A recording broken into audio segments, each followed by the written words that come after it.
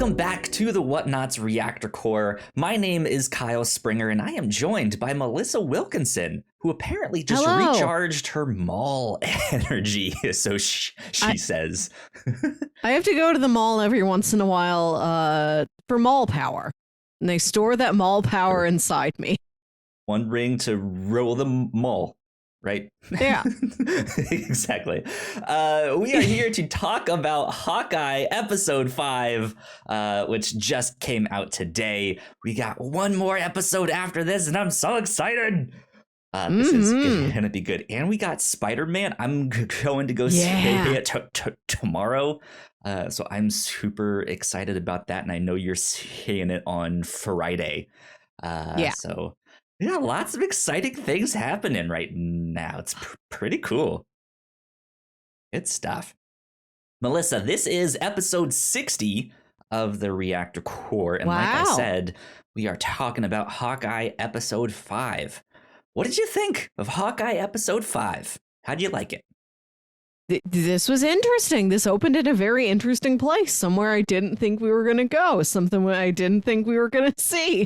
Yeah, and of course, the end of it, that's something I did expect we were going to see. Yes. Yeah. This one was a little strange in that they had this opening scene with Yelena first, then they do the Marvel Studios logo, then they did the previous lay on. That was an odd choice, but I get it. Like it makes sense. I don't think I would have changed it, but it's not that's not an order in which I'm used to seeing those things there. But yeah, that opening scene with Yelena, that was interesting. That blew my mind. Like the blip happened, and then she came back instantly, and I was just, at first I was like, wait, that's weird. Why did it happen like that? And I was like, oh, to her it was instant. Like that's what we just got. Like that was wild. I was like, that was so cool. Yeah, like she turns to dust and then the dust doesn't even go anywhere. It just hangs in the air like a cartoon, like dust cloud, and then she reappears. Yeah. That was it. It was almost as intense as the one that we saw in WandaVision. With that, we don't see the like instantaneous, disappear and come back, but you see someone who's just waking up from that, and then to like walk outside, and it's just chaos of just like all these people returning in the same spot that they were in, and just the confusion. And this was intense in its own way, but not that like chaotic intense. This was almost heartbreaking when she realized like she has no idea what happened. She gets told, it's like, hey, it's now 5 years later, and then she's just like, I need to find Natasha. And immediately we're just like, oh, my heart. She doesn't know. She doesn't know. Nobody knows. I'm baffled about how people do know. I don't know what sort of information got out there to the public about exactly when and how Natasha died.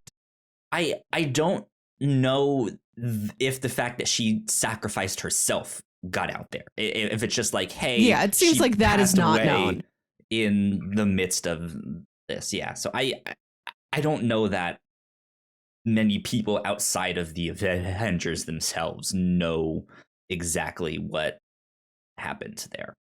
But yeah, that's been one of the most painful parts of this series to me, is that everybody hangs Natasha's death on Clint or on the dangers of the profession itself. Like Eleanor saying, Natasha Romanoff, she was pretty powerful too, and then look what happened to her. Nobody's aware that Natasha dying was her own choice. Right, and Clint did everything possible to stop her. And it was because she was the superior fighter that she died. She's like, this is the way the plan's going to go. This is the best possible outcome, is that I go over the edge of that cliff. Yeah. And he could never tell anybody that. Nobody would believe him. Right, yeah. And then down the road in the last one, we get that scene of Clint at the like memorial Yeah. thing, talking to her, being like, I'm trying to do everything that I can to prove Mm. that you giving me a second chance like means something. Um, Yeah. then we also see him be like, and I'm so sorry for what I'm about to go do. Mm-hmm. But yeah, that opening scene though was just what a way to start it. That was great. I was like, I'm already in. I love this. I thought this one was my favorite of the bunch so far.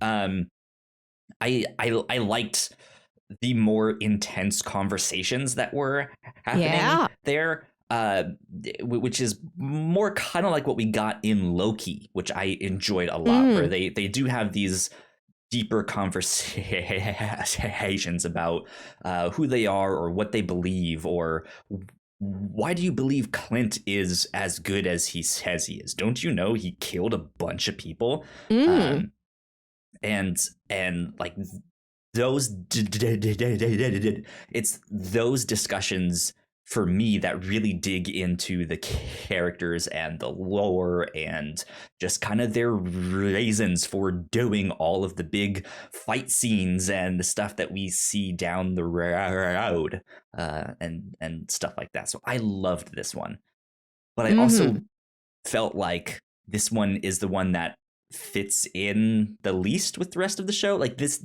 does not feel like the Matt Fraction David Okay. Yeah. Aja comics and stuff that they've been pulling on so far, since especially since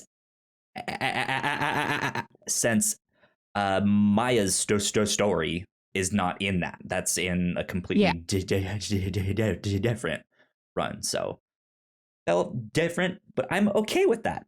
I liked it. I liked it a lot. It was Mm-hmm. good. So Yeah. there you go. After that, we then go back to the like previously on, and then I think Mm. with that's when we pick up with Kate and her mom. Is that Yeah. right? I think so. We get that scene there where she's treating Kate's wounds, and that's when Kate is like, "Yeah, he sent me home. He doesn't want me. I'm a Yeah. sad emo teenager." Um, She's yeah, she's an adult college woman. she is. But no, I liked that scene a lot as well because that was another great scene where they're having this conversation that you just felt was two-sided. Mm. Like and they do a great job at both of the sides. Like uh Kate is genuinely distraught of like I thought I could at least help out and maybe one day like join them, um and to be rejected, right, in the way that she was. She's just stuck. She's like, I don't know what to do now. And her mom on one hand seems like she genuinely cares and is like, no, I really Yes. love you, like you are talented, you are capable, like don't let this stop you. But at the same time is also like once Kate reveals that they know about Sloane and all this stuff, you just like there's this like thing that twists in my stomach of just Yeah. like, oh no, Kate, you're messing up again. Like, oh, this is not good. Her mom is in on this. Um, and yeah, just that scene I thought was incredible. Mm. Um, After that, then is I guess when we get Hawkeye going to see Maya and confronting her, Yeah. to be like, hey, I was tipped off by one of your boss's men to be there. Like he was the one that wanted him dead. All of that stuff. Yeah. To which her faith is starting to shake itself up. She's starting to be like, hey, Kazi, where Mm. were you that night? All that stuff. What did you Yeah. think of all of that? Whether it was Kate and her mom or Maya and Hawkeye meeting up. What I did you had think? lost track of the Ronin outfit, So the whole time it was Clint as Ronan. I wasn't sure. Am I supposed to think it's Clint, but really it's somebody else? I forget who has this. Like, it's just like this little strip of eyes. If you see it from far away, you don't know who that is. So I wasn't sure. Yeah. I wasn't following the scene too well because I'm like, who is this? Is this Clint? I don't remember. I lost track of the suit. I can't keep track of a suit and a watch and a sword and a duffel bag. So many props. Suit he put Lots in of that props in play in locker, the series.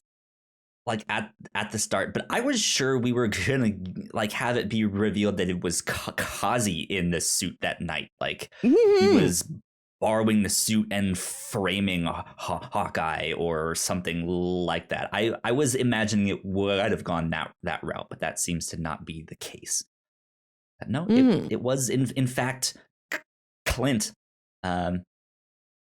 Yeah, and he was the one that did actually stab him, but it's because Kingpin kind of used him to clean house and all of that stuff there.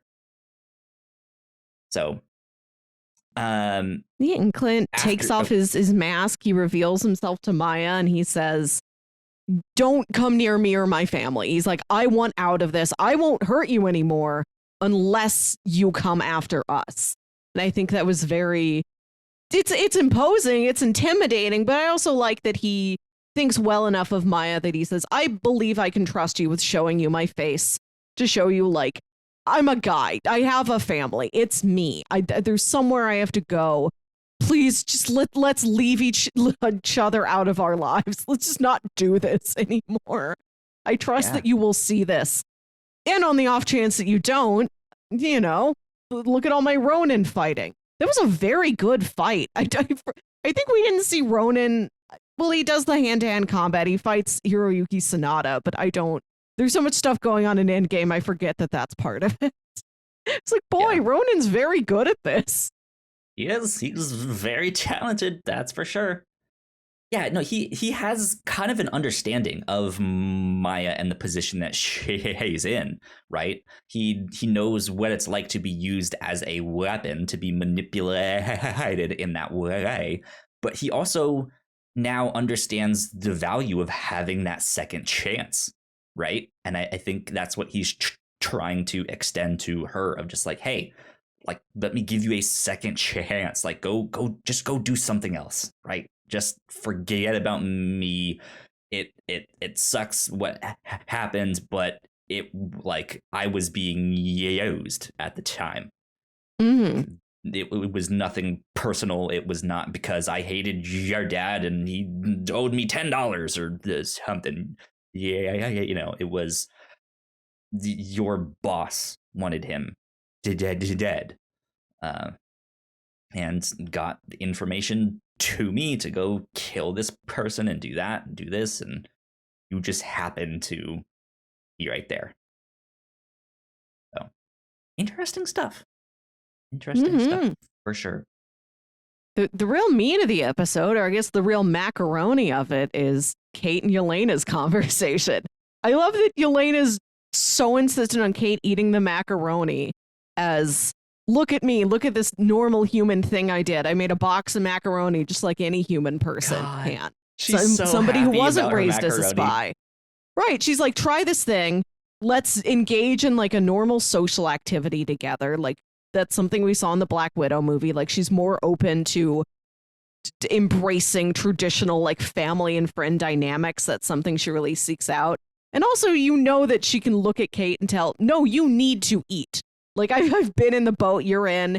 I've been helping all of these lost Black Widows for years. You need a meal. Just like she's really being the big sister in that situation. Like, Kate, just eat something. It's been, you've been busy. You've been on your feet for a while. It's good. I think that was one of my favorite things about this one, is just seeing Yelena like happy and enjoying herself and like laughing and having fun. She's great. She's the bet. Like, she has such Yelena's incredible delightful range. In that character. It's crazy because like you'll see her like just being like, yeah, it's Macaroni. Like, this is what normal people do. And then she'll make some joke and she'll be smiling and laughing. And then she'll say something and she just gets completely serious. And she just has it like so straight faced. But it's crazy because the dynamic is so wide, but it seems so seamless. And she makes it just like you almost don't notice the transition, and it's just like, God, how does she do that? This is wild. This is so good. So yeah, one of my favorite a lot. New additions to the MCU this year, and her and Kate play off each other really well. I hope this is a dynamic that continues, that they really are the next generation of the Hawkeye and Black Widow best friends pair. Oh, that'd be great. That would be awesome. That would be good.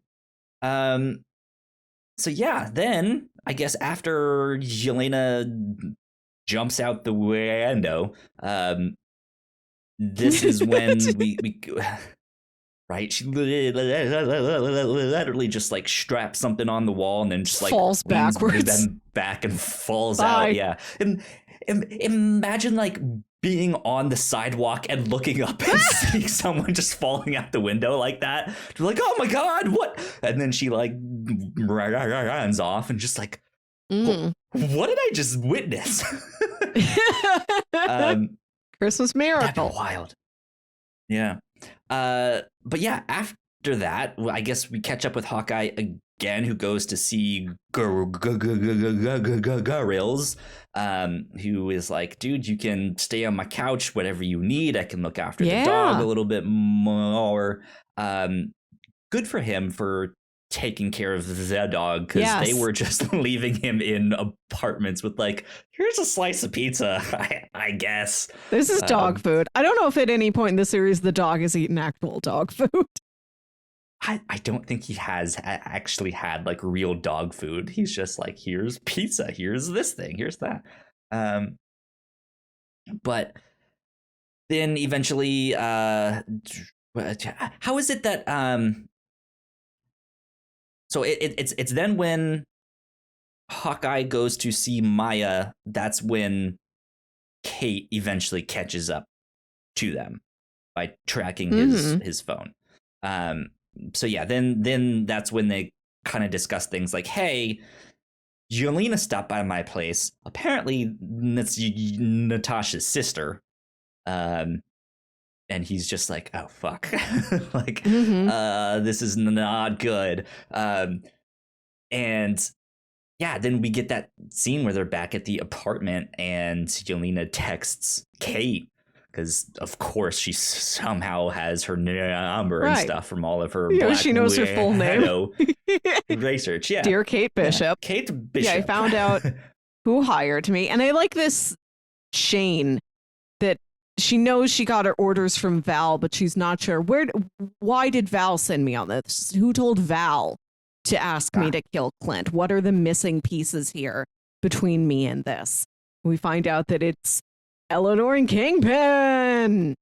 Yeah, Kingpin is in the MCU. I'm so excited. It's a blurry, like low-res cell phone photo, but it still feels so victorious. It really does. Like, it's satisfying to know that he is now in the MCU. And it's really interesting because I've been watching this show with my girlfriend who's seen all of the MCU movies. We've watched all the shows, but she hasn't seen the Netflix stuff. So she knows, like, my excitement for Kingpin is just like, ah! Yeah. And she's read Kingpin in some of the comics, but she doesn't know Vincent D'Onofrio as Kingpin. And I'm just like, you see me excited, but he's terrifying. Yeah. Like, oh my God. I don't know that we've had a villain as terrifying as Kingpin in the MCU. Like, we've had good villains that like are major threats, but there's just something about Kingpin that he's just terrifying. Yeah. So, very intense. Are you expecting from Kingpin? Where do you see this going? How excited are you? What's your thoughts? Oh, there's a lot that we have to tie up in this last episode. There's There is. the significance of the watch, what exactly Jack's role is in everything, because Jack is brought in by the police, and I've never been sure how to read Jack. I'm not sure if maybe him and Eleanor have been planning things together, and he goes along with this, like, yes, this must be part of the plan. You know, Eleanor must have sent the cops on me as a red herring. Sure, I will go along. Ha ha ha, look at me being arrested. And maybe he doesn't know Eleanor's just going to backstab him. Maybe he thinks they're on an equal playing field. I don't know. I really don't know anything about Jack and Armand. That's a storyline that hasn't been it's been on the back burner amid a bunch of other things, which is understandable. We've got those. I think the duffel bag is safe. That was my big concern last week, that Bombshell was going to get her duffel bag back. Yeah. Clint brought it to Grills, so it's in good hands. It'll get back. I almost thought that when they do the scene of them arresting Jack, I'm also wondering if they are in it together, and it was almost Jack's idea to be like, hey, call the cops on me, have them arrest me, like if we plan it out, like I can at least set it up so nothing will happen. But whether it's him or his mom, I think this was just a ploy to get Kate off of the trail here. I look forward to for whatever it is they're up to. Yeah, I look forward to getting that corner of the story cleaned up. There's a lot of murkiness over there. And of course, we got to see if Clint gets home to his family. Time for Christmas. He better. I think that's a real bummer ending if he doesn't. That would suck. Yeah. Hopefully he has gifts and ugly sweaters and movies that they can all watch there. You know what? I feel like he'll bring Kate. I feel like he's just gonna be like, Kate, your mom, your stepdad, yikes, let's go have Christmas at my house. Yeah, if everything's going to fall apart the way it looks like it's going to fall apart, like Kate's not going to, she's not going to want to spend Christmas with her mom if her mom is even available. I don't.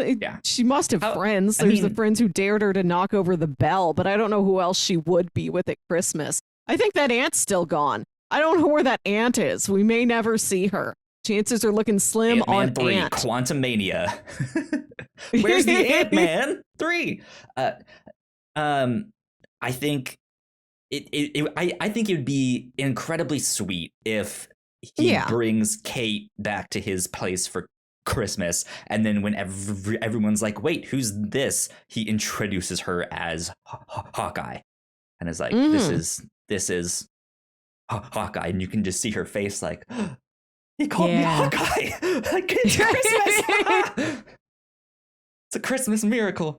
That would be a nice wrap up. That would be good. Yeah, I trust the hands that the show is in. It's been going very well so far. I'm excited for this finale, and I'm excited for this unique setup we have where we've just had this episode with all these big reveals in it, and now we've got Spider-Man. And we've got I don't know how much of any of this is going to play into it, but we do have Yelena mentioning that she wants to go see the new and improved Statue of Liberty. And we see in clips in the Spider-Man trailers that they're like grafting a Captain America shield onto the Statue of Liberty. So at the very least, like, we've got continuity. And even if it's not like plot significant, I appreciate that the continuity is there. Let me ask you this. Where do you feel like Spider-Man No Way Home takes place in relation to this show? Because if she's saying the new Statue of Liberty, I mean, we do see them. Yeah, they've grafted on the new like Captain America shield, but don't we also see that shield falling in Spider-Man No Way Home? So do they do they make something after that? Fixed. Like, yeah, I don't know. This is version 2, and Yelena's talking about version 3. They had to move on already. I don't know, because we don't know exactly what version of Kingpin this is now in this show, right? We don't know if this is a thing of when Peter fucked up that whole spell, and Dr. Octopus and Sandman and Electro, and they all come in. Does Kingpin come in from the Netflix stuff? Like, is he also somehow transported? Like, is he also one of those, or is it a thing of like, well, that's an alternate universe, our version of Wilson Fisk also looks the same, but it's not the same character history and all of that stuff.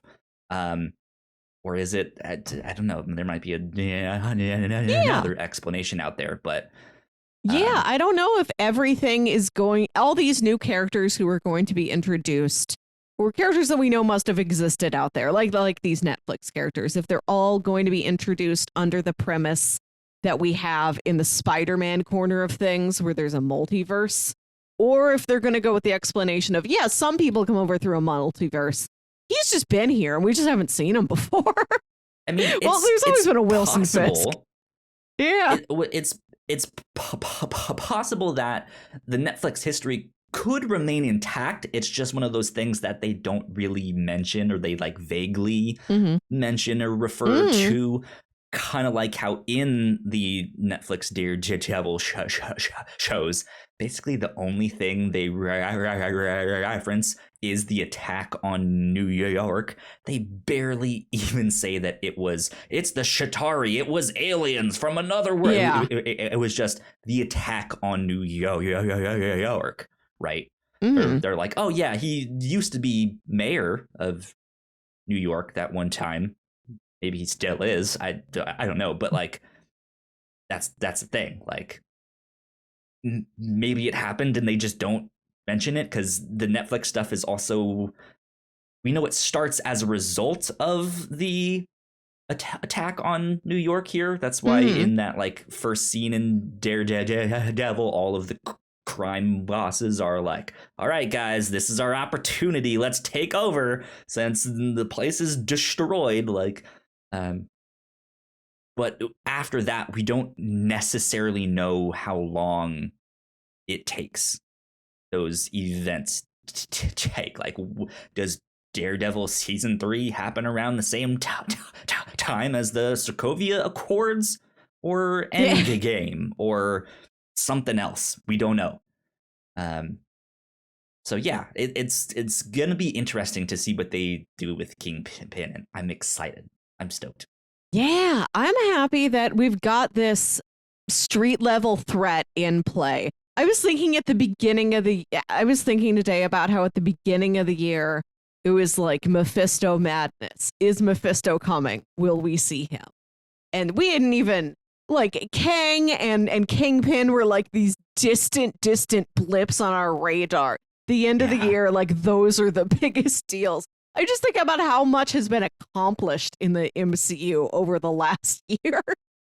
Right? So much is packed in, so much that we did not know to start speculating about 6 months before it happened. It's kind of wild to just like look back and think, where will we be at the end of next year? Who knows? Exactly.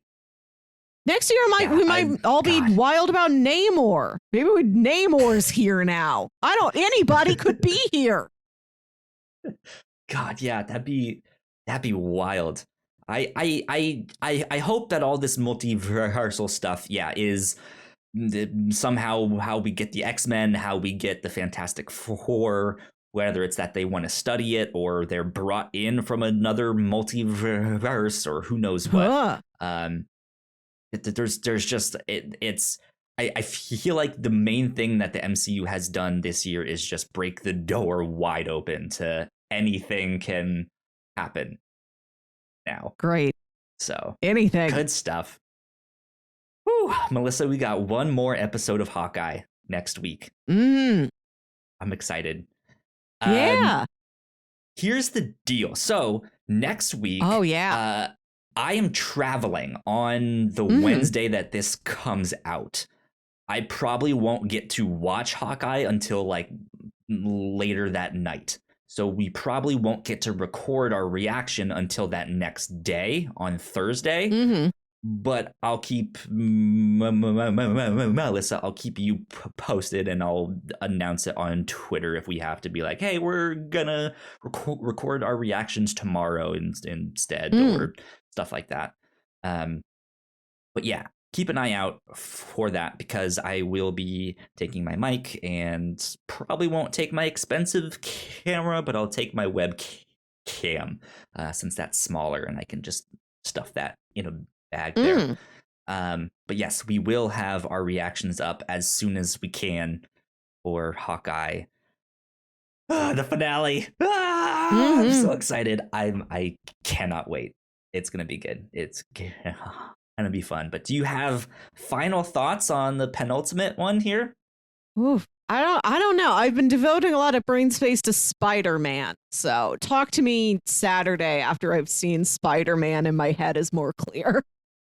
I don't know. With Spider-Man being out, that might be the big thing. It might just drown out Hawkeye here for this week. Who knows? Who knows? Right. And also, like, I don't know how far in advance they knew this was going to be the schedule, if that was something they were keeping in mind, that this huge movie was going to go between the penultimate and finale episodes of this show. If they planned for something in the finale to be really impactful so that it wouldn't get lost in all the Spider-Man buzz. Yeah, who knows? Who knows? But this show has been pretty good so far. I'm enjoying it. I like it a lot. It is perfect timing with all the Christmas stuff. I had a blast. This one. So I think that about wraps us up for this week for our reactions for Hawkeye episode 5. So Melissa, where can the people find you on the internet? You can find me on Twitter and Instagram at Wilkywit. That's WILKYWIT. And listen to my other podcast, Saturday Morning Obscurities. You guys can find me at Yo Kyle Springer on Twitter. And if you guys want to stay up to date with all that we do here at the Whatnauts, we are at the Whatnauts on Twitter. So please go like, share, subscribe. That would help us out a ton. But yeah, we will see you all next week. Bye. Bye.